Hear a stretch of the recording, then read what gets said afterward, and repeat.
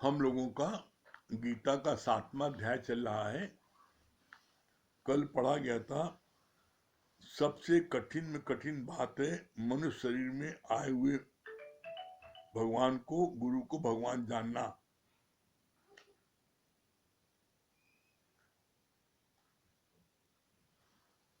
आज उसके आगे, आज क्या भगवान ने बोला?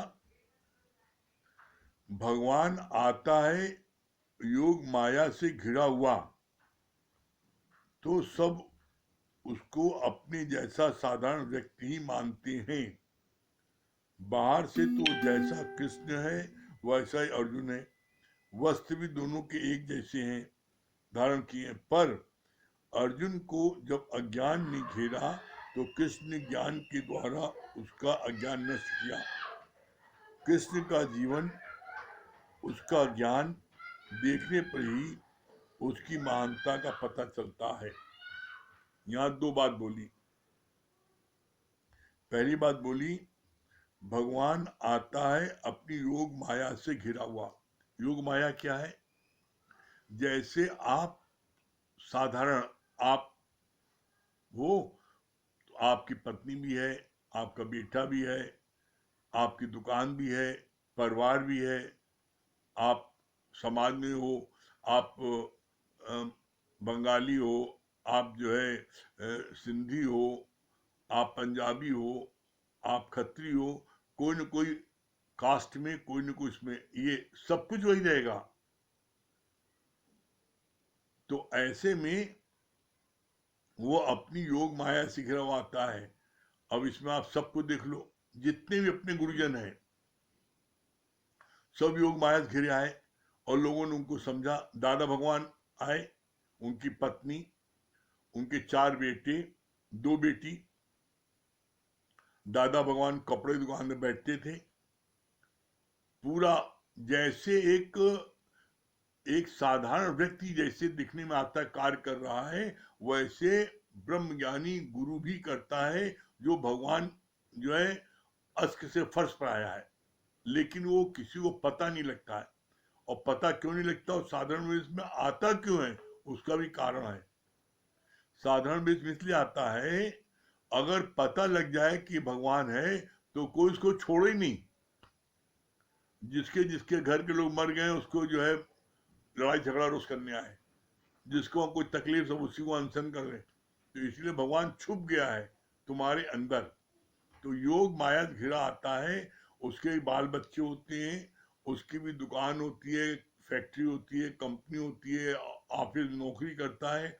जो जो एक साधारण व्यक्ति है सब वही सब कुछ भी करता है, लेकिन बोला यहाँ पर वो अपने योग माया से घिरा रहता है, जिससे कि कोई उसको पहचान न पाए। उसको पहचान नहीं पाते इसीलिए लोग, ये पहचानते तो बड़े थोड़े लोग हैं। कौन? जिन्होंने ज्ञान सुना है। बोला ज्ञानी और अज्ञानी में कोई फर्क नहीं है। कहा नहीं, अर्जुन भी वही वस्त्र पहने, वही पहनते हैं, वही कृष्ण भी। लेकिन जब अर्जुन ने अपना अज्ञान बताया तो कृष्ण ने ज्ञान के द्वारा उसके अज्ञान को दूर किया, तब पता लगा कृष्ण कितने महान है। तो जब कोई ब्रह्म ज्ञानी कुछ बोलता है, कुछ वचन बोलता है, तब पता लगता है कि कितने महान है। तो उससे पता लगता है। दोनों मौन बैठे हैं, कुछ भी पता लगेगा। अज्ञान भी है, अज्ञानी भी है, वो तो उसके बोलने पर पता लगता है कि कौन कौन कौन ब्रह्मज्ञानी है और कौन जो है साधारण पुरुष है। तो इसीलिए उसको लोग नहीं पहचान पाते ब्रह्मज्ञानी को। तो इसके लिए बोला सिर्फ वही पहचान पाता है जिसने ज्ञान सुना है, ब्रह्मज्ञानी से ज्ञान सुना है, और ज्ञान सुनने के बाद में उसकी रहनी देखी है, तब वो इस बात को मानने के लिए मजबूर होता है कि हाँ सही बात है, मेरा गुरु मेरा भगवान है। आगे बोला, बाहर से तो जैसे कृष्ण वैसा ही अर्जुन, वस्त्र भी दोनों के एक जैसे ही धारण किए, पर अर्जुन को जब अज्ञान ने घेरा तो कृष्ण ने ज्ञान के द्वारा उसका अज्ञान नष्ट किया। कृष्ण का जीवन है उसका ज्ञान, देखने पर ही उसकी महानता का पता चलता है। अपना मुख देखने के लिए तुमको 3 चीजों की आवश्यकता पड़ती है। अपना मुख देखने के लिए 3 चीजें क्या है? पहला है दर्पण, दूसरा है प्रकाश और तीसरा है नेत्र। ऐसे ही अपने स्वरूप को पहचानने के लिए भी गुरु रूपी दर्पण, ज्ञान का प्रकाश और श्रद्धा के नेत्र की आवश्यकता पड़ती है। इसमें खास बात क्या है? इसमें खास बात है कि जैसे अपना चेहरा देखने के लिए 3 चीज की आवश्यकता पड़ती है, दर्पण की, प्रकाश की और नेत्र की। ये तीनों चीजें कंपलसरी है। अगर इनमें एक चीज भी नहीं होगी तो आप अपना चेहरा नहीं देख सकती।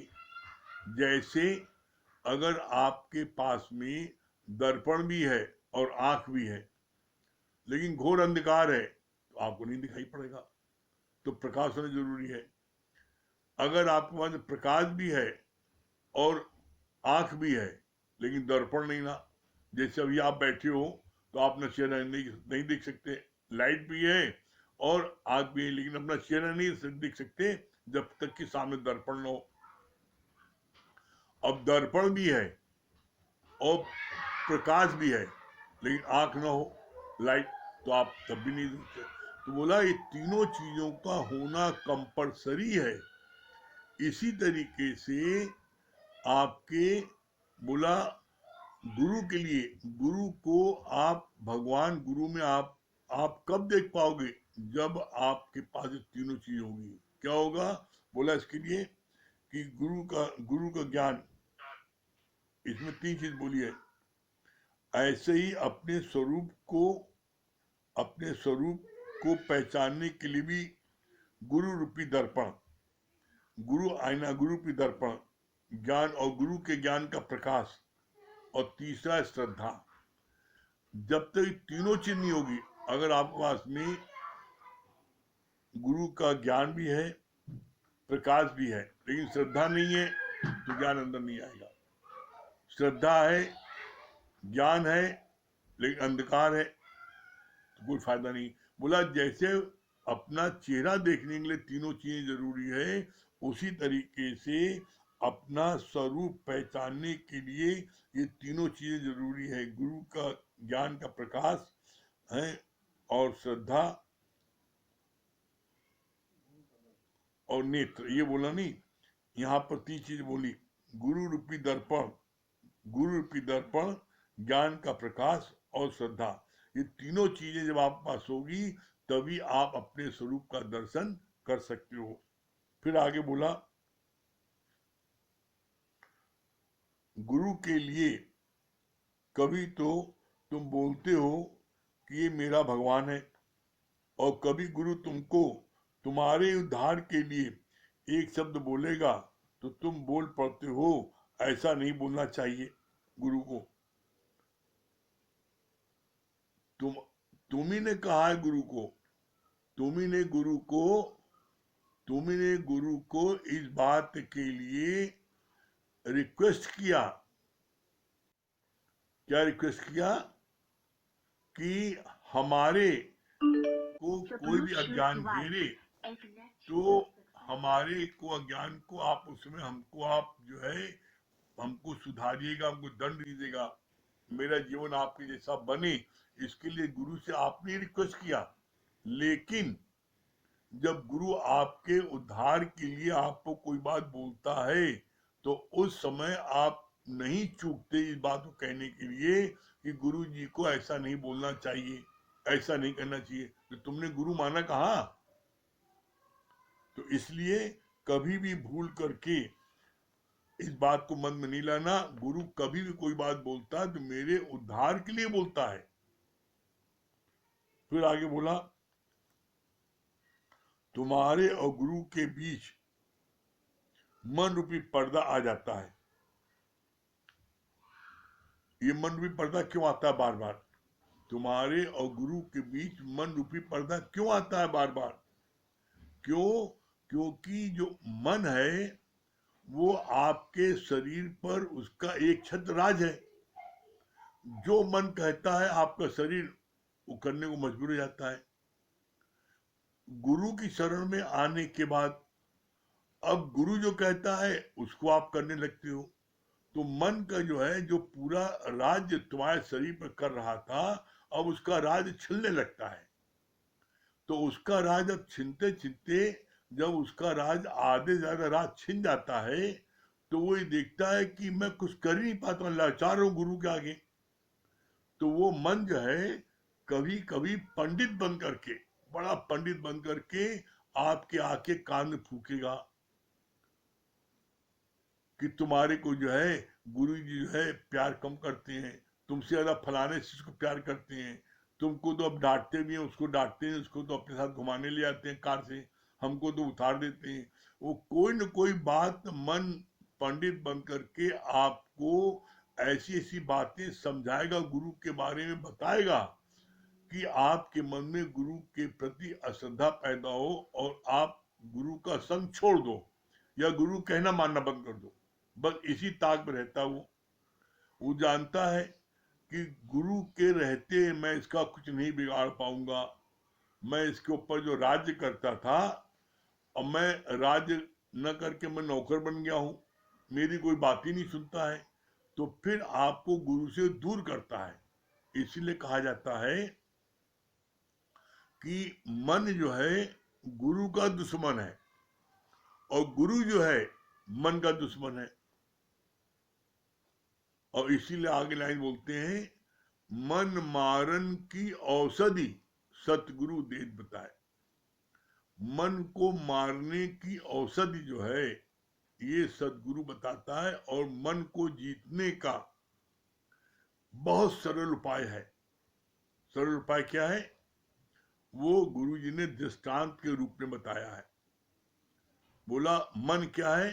मन है सर्प, सांप, और ये जो है शरीर, ये है आपके न्योला।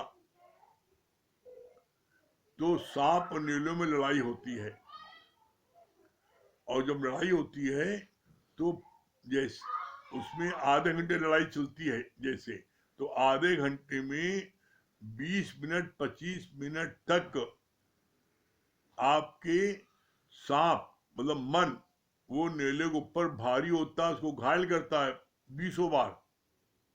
न्योले के ऊपर इतनी तेजी से फन मारता है और फिर खड़ा कर लेता है, तो न्योला उसको कुछ बिगाड़ नहीं पाता और वो घायल होता है। लेकिन वो जीतता क्यों है? क्योंकि जितनी बार घायल होता है उतनी बार वो जंगल भाग के जाता है और जड़ी बूटी सूंघ के आता है और फिर लड़ता है। लेकिन सांप जो है वो अकड़ा खड़ा रहता है, हटता नहीं। मन इसी तरह अकड़ा खड़ा रहता है।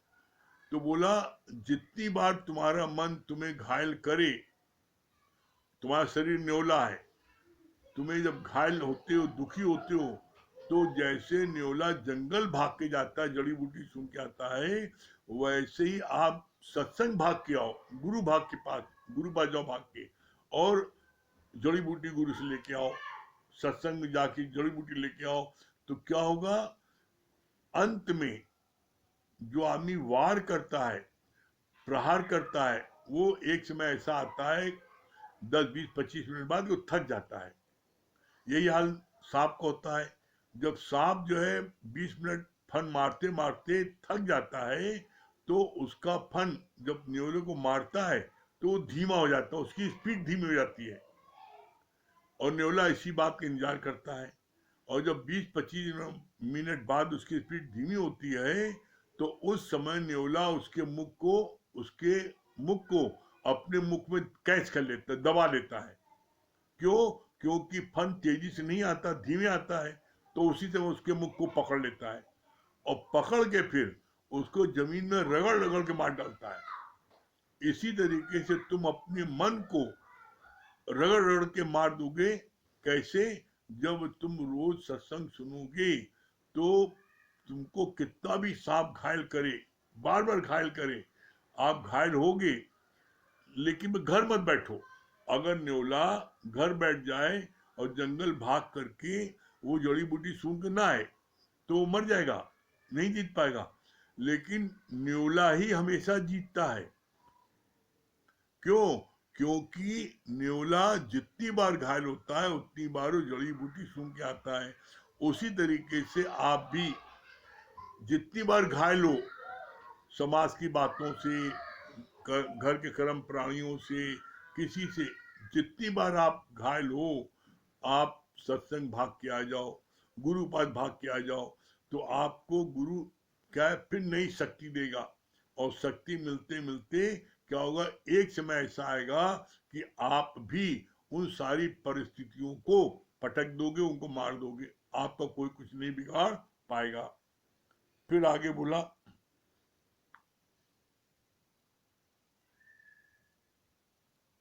गुरु को अविनाशी अजन्मा जानो, उसके एक एक वचन पर अपने को मिटा दो, तभी तुम्हारा कल्याण होगा। क्या बोला?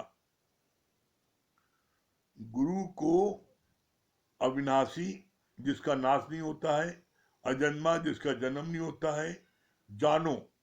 जब अविनाशी और अजन्मा जानोगे, भगवान जानोगे, तो उसके एक एक वचन पर मर मिटोगे। और जब उसके एक एक वचन पर मर मिटोगे तो आपका निश्चित कल्याण होगा। इसीलिए गुरु जी क्या बोलते हैं? इसीलिए गुरु जी बोलते हैं, तेरा कुछ न बिगड़ेगा सतगुरु शरण आने के बाद, और हर खुशी मिल जाएगी कदमों में झुक जाने के बाद। जब आप गुरु के कदमों में झुक जाते हो तो तुम्हें हर खुशी मिल जाती है, गारंटेड तुम्हें हर खुशी मिलना। तो इसलिए गुरु को जब हम अजन्मा जानेंगे, हम तो जानते हैं फलाने का लड़का है, ये फलाने की लड़की है, तो बोला तुम्हारी श्रद्धा कभी बन ही नहीं सकती। जब आप गुरु को अजन्मा जानोगे, गुरु को जानोगे, गुरु मेरा भगवान है, तो आपके मन में श्रद्धा जाएगी। और जब श्रद्धा आपके मन जग जाएगी तो निश्चित आपको मुक्ति मिलेगी, निश्चित आप अपनी मंजिल को प्राप्त करोगे। फिर आगे बोला, my past is worship, present is ignored, and future event in anticipated with great favor। क्या बोला? तेरे जाने के बाद तेरी याद आई। कृष्ण के समय में उसको माखन चोर, मणि चोर कहते थे। गुरु नानक साहब को भी उसका बाप कालू मारता था। सामने कोई बिरला ही कदर करता है। गुरु है वाणी, वाणी है गुरु, विच अमृत सारे। ये बड़ी विडम्बना है। परमात्मा आता है हमारे उद्धार के लिए और हम जाते हैं उसे मारने के लिए। और ये परंपरा सदियों से चली आ रही है, आज से नहीं, हजारों सालों से। जब कृष्ण थे तो उनको माखन चोर, रुपणी चोर और क्या क्या उनको लांछन लगाया। कोई उनको पहचानता था? कंस क्या बोलता था? है ग्वाला, तुम अपनी जाओ गाय चराने जाओ, तुम क्या जानो राजनीति। तो कोई भी आए हुए परमात्मा को पहचानता नहीं है। क्यों? क्योंकि वो योग माया से गिराता है। कृष्ण भी आए तो कृष्ण का भाई बलराम रहना, तो मतलब कृष्ण की पत्नी भी थी, कृष्ण सब परिवार में आए ना वो। तो ऐसे ही जब कोई परिवार में आता है तो उसको भगवान एक्सेप्ट लोग नहीं कर पाते। राम आए, उनको किसी ने पहचाना? राम आए, राम को किसी ने पहचाना? नहीं पहचाना। तो बोला जब वो चले जाते हैं तो क्या बोला? Past is worship. जब प्रेजेंट इज इग्नोर, जब वो रहते हैं तो उनकी कोई कदर नहीं करता, और जब वो चले आते तब ये तो भगवान थे। तो बाद में पहचानने से क्या फायदा हुआ? जिन लोगों ने जीते जी पहचाना उनको मुक्ति मिली, उनका उद्धार हुआ, और उनको ऊपर उनके योग क्षेम का भार परमात्मा ने स्वयं अपने ऊपर लिया। जिन्होंने पहचान लिया जीते जी, जैसे अर्जुन ने भगवान कृष्ण को पहचान लिया, ये भगवान है। उसका प्रमाण है, जब दोनों भाइयों में लड़ाई होने जा रही थी तो भगवान कृष्ण के बाद दोनों भाई मदद लेने गए, तो भगवान कृष्ण ने ये बोला, एक तरफ मैं निहत्था अकेला शस्त्र नहीं उठाऊंगा और एक तरफ मेरी अक्षौणी सेना। तो अर्जुन को पहले चॉइस मिली थी, तो अर्जुन ने भगवान कृष्ण को मांगा। दुर्योधन डर रहा था कि अगर अक्षौणी सेना मांग लेगा तो हम इस ग्वाले का क्या करेंगे, वो ग्वाला समझ रहे थे। तो कहने का अभिप्राय ये कि अर्जुन के मन में श्रद्धा थी कृष्ण के लिए, भगवान माना, तो कृष्ण का योग क्षेम का भार कृष्ण ने उठाया ना। द्रौपदी ने कृष्ण को भगवान माना, तो द्रौपदी के योग क्षेम का भार भगवान कृष्ण उठाए ना। किसी के लिए आप देख लो, सुदामा ने माना तो सुदामा का भार उठाए ना। मतलब सूरदास ने भगवान कृष्ण को माना तो उसका भार उठाए ना, है। उसको लैट्रिन हो रही थी, उसकी लैट्रिन स्वयं साफ किया भगवान कृष्ण ने। तो जब आप के मन में गुरु के प्रति अंधी श्रद्धा, अटूट विश्वास, अथाह प्रेम रहेगा, तो गुरु आपके योग क्षेम का भार उठाने के लिए मजबूर है। और ऐसा आप देख लो, भगवान कृष्ण ने उठाया, भगवान राम ने उठाया, है। तो इसलिए कब भगवान राम ने, कब देखो आपके विभीषण जब भगवान राम के पास आए तो सबने मना किया, दुश्मन का भाई आया है, कहा नहीं, मेरी शरण आया है। और देखो पहले दिन उसको संबोधन किया, लंकेश्वर बोला उसको, मतलब आए उसको जो है पानी से तिलक कर दिया कि लंकेश्वर, और उनको लंका का राज दिलाया।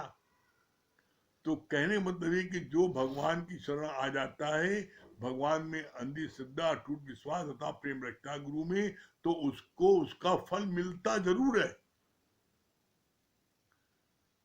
आप कर ये देख लो, और अगर आपको न मिले तब कहना, निश्चित आपको प्राप्त होगा। ठीक है। वंदना जी कलाई देवी, कल की सूचना जो है, हाँ हरिओम, एक बार कल की सूचना बता दें।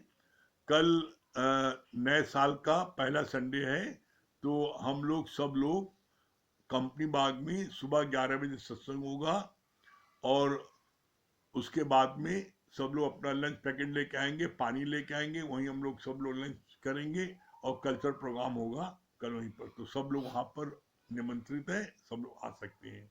हाँ वंदना जी बताइए, क्या बोल रही हैं? हाँ, और अच्छा लगा कि अपना चेहरा देखने के लिए हमें जिस प्रकार 3 चीजों की आवश्यकता होती है, प्रकाश, नेत्र और दर्पण। उसी प्रकार अपने आप को जानने के लिए और आध्यात्मिक ज्ञान के लिए हमें ज्ञान रूपी प्रकाश और श्रद्धा रूपी नेत्र और गुरु रूपी दर्पण की आवश्यकता होती है। बहुत सुंदर। चलिए भजन सुनाइए। जी, आपका फेवरेट भजन सुनाएंगे। हाँ चलिए, हमारे सभी फेवरेट है। भजन भजन हाँ सुनाइए सुनाइए। कृष्णा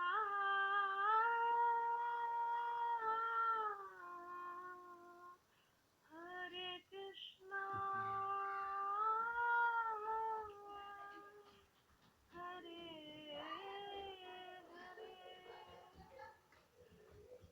कृष्ण गोविंद हरे मुरारी, हे नाथ नारायण वासुदेवा। श्री कृष्ण गोविंद हरे मुरारी, हे नाथ नारायण वासुदेवा। पितृमात स्वामी सखा हमारे, पितृमात स्वामी सखा हमारे, हे नाथ नारायण नारायण वासुदेव। वासुदेवा। श्री कृष्ण गोविंद हरे मुरारी, हे नाथ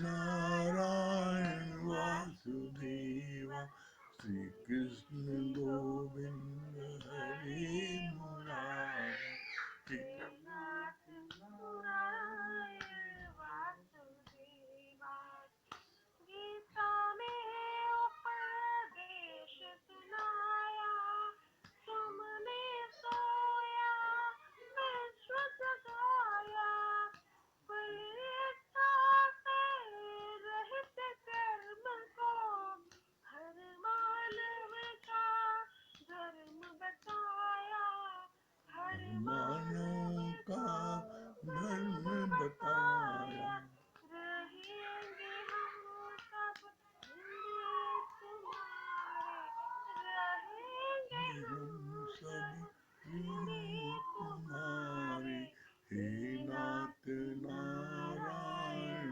वासुदेवा श्री कृष्ण गोविंद हरे मुरारी हे नाथ नारायण वासुदेवा विश्वमात स्वामी सखा हमारे विश्वमात स्वामी सखा हमारे हे नाथ नारायण वासुदेवा श्री कृष्ण गोविंद हरे मुरारी हे नाथ नारायण वासुदेवा हरे बहुत सुंदर। हाँ नीलू जी। हरिओम गुरुजी। हाँ हरिओम नीलू जी, क्या बोल रही है? हरिओम गुरुजी। हरिओम। जी गुरुजी, बहुत अच्छा लगे आपने बताया। अभी आपने बताया कि जैसे कि ये मन रूपी सार और गुरु है हमारा नेवला। जैसे मन बार बार हावी हो जाता है और बार बार डसता है, लेकिन गुरु बार बार जो है जाके संजीवनी में जो सूंघ के आता है और फिर से जो है सांप पे प्रहार करता है, लेकिन अंत में जीत नेवले की होती है। ये बात हमें बहुत अच्छी लगी गुरुजी कि सच बात है, जीत हमेशा गुरु की होती है, मन की हार होती है, लेकिन ये मन फन काट के बार बार आ जाता है। जी बहुत हरिओम सुंदर। गुरुजी। हरिओम। हाँ संजय भैया राजापुर। हरिओम गुरुजी। हरिओम। क्या बता रहे संजय भैया? बात बहुत अच्छी निकली। मन तो आ ही जाता है बार बार, लेकिन गुरु ही है, हर प्रकार से झुकता है, मुड़ता है, बुलाता है हर प्रकार से। बार बार जो है हम लोगों को खींचता है। हम लोग तो संसार में तेल लगा करके झटक करके भागते हैं, लेकिन गुरु ही हमें सब हाँ और बार बार। बहुत अच्छा बात ये लगा। हाँ और सुशीला जी क्या बोल रही हैं? हरिओम। हरिओम गुरुजी। हरिओम। बहुत बहुत अच्छा। हाँ, बहुत अच्छा लगा ना कि अंधी श्रद्धा अटूट विश्वास अथाह प्रेम ये गुरु प्रति हमेशा होना चाहिए। अगर ये हमारे पास है तो हमारी मंजिल मतलब कोई रोक नहीं सकते। और दूसरी बात मतलब सही बात है कि जिस समय में भगवान आए उस समय भी कोई पहचान नहीं पाए उनको। जिस समय कृष्ण भगवान जी आए उस समय राम को पहचान पाए। सच बात है, जब जाने लगता है तभी पहचान होती है, मतलब सामने वो कदर नहीं होती है। लेकिन हम लोग को अंदर में तो लगता है कि आप लोग का भगवान ही है। हमारे लोग के लिए तो हम लोग को लग रहा है थोड़ा बहुत सुजाग आ गया, बहुत नहीं, लेकिन भगवान है। आप तो हम तो सोचते अपने जिंदगी में सब में अपने आप को बहुत धन्यवाद देते हैं कि भगवान आपने कहा हमको गुरु मिला दिए हैं। और सबसे बड़ी चीज ये फोनम नहीं तो हम पलते बढ़ते कब जिंदगी हमारा यही खत्म हो जाती। इससे बहुत शुक्राना है कि आपने अपना बना ली है। लाख लाख शुक्राना गुरु।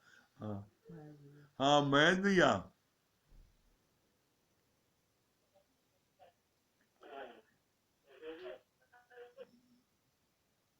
हाँ महेश भैया क्या बता रहे हैं? हरिओम गुरुजी। हरिओम। गुरुजी हाँ क्या बोल रहे हैं? बहुत अच्छी बात लगी कि जब भगवान कृष्ण और के पास जब अर्जुन और दुर्योधन दोनों गए, तो उस समय अर्जुन की श्रद्धा भक्ति दिखती थी कि उसने अक्षुणी सेना न लेके भगवान को मांगा, जो कि दुर्योधन सोच रहा था मन मन कि अगर ये अछूनी सेना मांग लेगा तो हम ग्वालियर का क्या करेंगे। लेकिन जैसे वो ना कि अगर श्रद्धा विश्वास उसने रखी तो उसका बेड़ा पार हुआ। कैसे महाभारत युद्ध को मतलब जो अपने सगे संबंधियों से मोह जो था तो कैसे भगवान ने उसको जिताया भी और उसको ज्ञान भी दिया। ये बात बहुत अच्छी लगी। हाँ, संगीता रानी क्या बोल रही है? हरिओम। हाँ, क्या बोल रही हो? बहुत अच्छी बात लगी गुरुजी की, जो नेवले वाली और सांप वाली बात बताएं, ये बात बहुत अच्छी लगी कि जब हम जड़ी बूटी जैसे सत्संग के लिए रहते हैं तो कैसे ताकत आ जाती है। तो वैसे जैसे नेवला भी जो है जा करके जो है ले लेता था तो कैसे उसको मतलब ताकत आ जाती थी लड़ने की। और नहीं तो कैसे ऐसे हम लोग भी सत्संग जब ले लेते हैं तो कैसे मतलब हर परिस्थितियों को जो है लड़ने की ताकत सत्संग से ही मिलती है। ये बात बहुत अच्छी लगी। हाँ, क्या बोल रही है मलकिन? मलकिन क्या बोल रही है? हरिओम। हाँ, हरिओम। क्या बता रही है? बहुत अच्छा लग रहा है गुरुजी, आपकी कृपा से जो है तो रोज सत्संग मिलता है घर बैठे। अब मन जब शांत होगा जब सत्संग में बैठेंगे तभी। हाँ, बस तो तभी प्रसन्नता, प्रभुता, शांति, आनंद तभी आएगा। हाँ, ये बात बहुत अच्छा, आप समझ गई है, बैठने मिलेगा आप। बहुत सुंदर। हरिओम गुरुजी। हरिओम। हाँ, चित्रा जी। हरिओम गुरुजी। हाँ, हरिओम चित्रा, हरिओम। क्या बता रही चित्रा रानी? बहुत अच्छा बताएं कि जब भगवान मतलब गुरु को अजन्मा जानो, गुरु को अजन्मा जानो। जैसे रामचंद्र जी परिवार में जन्म लिए थे तो उनको कोई नहीं जानता था भगवान, लेकिन उनके जाने के बाद जाने लगे। इसलिए हम लोग बड़े भाग्यशाली हैं जो आपके शरण में है कि आप मतलब वाणी चला रहे, गुरु को भगवान जानो। जब हम गुरु को भगवान जान लेंगे तो श्रद्धा उत्पन्न होगी, श्रद्धा उत्पन्न होगी तो बस भगवान जानते रहेंगे तो कैसे कर जाएंगे गुरु के वचनों को मानने। और श्रद्धा भाव से अंधी श्रद्धा, अटूट विश्वास, अथाह प्रेम है। सच में हम लोग बहुत भाग्यशाली हैं। नरेंद्र भाई। हाँ, नरेंद्र भैया। हाँ, हरिओम भैया। हरिओम। क्या बोल रहे हैं? सेकंड हैप्पी न्यू ईयर गुरुजी। हैं? Second happy new year. हाँ, आपको भी हैप्पी न्यू ईयर। आपको भी। हाँ, क्या बता रहे हैं? बहुत अच्छा आपने बताया कि मन का दुश्मन गुरु है। तो एग्जाम्पल बहुत अच्छा दिया आपने कि जैसे नेवला जाता है जड़ी बूटी सूंघ के आता है और जो है सूंघ करके आता है तो जब वो दांत थोड़ा कमजोर हो जाता है, उसका तेजी कम हो जाता है। तो इसी तरह हमें जो है गुरु के पास भाग के जाना है, गुरु का ज्ञान रूपी जड़ी बूटी ले करके तब फिर से एनर्जी मिल जाएगी। एक बात और अच्छी बहुत लगी कि चिंता तेरी तभी मिटेगी जब चिंतन में ले लोगे राम। इसका बहुत बढ़िया आपने बताया कि जो है उसमें राम का आपको जाप नहीं करना है, राम के वचनों पे चलना है। राम ने करके भी दिखाया, राम कैसे करके दिखाए वो बहुत बढ़िया उन्होंने बताया भी है। कहिए 2 लाइन बता दें। बताइए भैया। 2 लाइन कहते हैं कि सोना माया है, माया सोना है, इसके आगे यह जगत खिलौना। माया सोना है, इसके आगे यह जगत खिलौना। कितने लोगों को जीवन भर सोने दिया नहीं सोना। राम चले सोने के पीछे हम सबको समझाने। और देखो माया का मारी चला माया पथ को भटकाने। बहुत अच्छा उन्होंने बताया। बहुत सुंदर, बहुत सुंदर करके ये दिखाया, बहुत करके ये दिखाया जो है। देखिए एक बार हम भी माया के पीछे गए थे तो हमारा घर ही बिछा गया। इसलिए माया पीछे मत भागो। बहुत बहुत बढ़िया नरेंद्र भैया। हाँ, क्या बोल रहे त्रिपाठी जी? हरिओम। क्या बता रहे हैं? गुरुजी आपने बहुत अच्छा बताया नेवला और सांप की जो मन रूपी जो विष है वो गुरु के शरण में अगर आप रहेंगे तभी मन रूपी जो विष है वो उसका काट गुरु ही कर सकता है। और गुरु ये नहीं कहता कि आप मैदान में डटे रहो, बिल्कुल डटे रहो, सब कुछ करो। हाँ, लेकिन गुरु के शरण में जो है रहो, खुद रहोगे, आनंद रहोगे। हाँ, बहुत सुंदर, बहुत सुंदर। मेरा बहुत सुंदर। हाँ मंगल भैया, और बहुत जैसे सुंदर। हाँ हरिओम गुरु जी। हाँ हरिओम। हाँ हाँ बहुत अच्छी बात है। कुछ ना बिगड़ेगा, सदगुरु शरण आने के बाद हर खुशी मिल जाएगी, कदमों में झुक जाने के बाद। सही बात, आज आपकी शरण में आने पे सब खुशी मिली है और मिल रही है। बहुत ये सुंदर। आपके शुक्राने हैं वो। हाँ हाँ राकेश भैया, लक्ष्मी गायब है ना? लक्ष्मी अच्छा बैठी है? अरे लक्ष्मी जी एक मिनट, लक्ष्मी जी से बात कर ले। लक्ष्मी जी छुपी बैठी थी मंगल भैया के पीछे। लक्ष्मी जी, हाँ हरिओम गुरुजी। हाँ कहाँ छुपी बैठी थी आप? नहीं खड़े हैं गुरुजी। खड़े हैं, अच्छा। हाँ लक्ष्मी खड़ी रहती है, बैठी नहीं रहती। हाँ बहुत अच्छा लगा सांप और नेवले वाला उदाहरण आपका। हाँ कि मतलब जब भी कुछ हो तो सत्संग भाग के चली आओ। हाँ, लेकिन हम लोगों की ऐसी आदत है कि कुछ होता है तो घर ही में बैठ जाते हैं। तो आपसे याद रहेगा कि मतलब कुछ भी हो तो जरूर से सत्संग आओ। हाँ वेरी गुड। अब आज समझ लिए ना, और जब कोई बात तो सत्संग हाँ भाग जी। के आ जाओ। हाँ राकेश भैया। जी। हाँ राकेश भाई, हाँ प्रणाम भैया, प्रणाम। प्रणाम। क्या बोल रहे हैं राकेश भैया, क्या हमको बता रहे हैं? हाँ हमको ये बात बड़ी अच्छी लगी कि हमको भगवान का नाम जो है वो रटने से कुछ नहीं होगा। हाँ हमको भगवान के बताए हुए वचनों पे चलना है। हाँ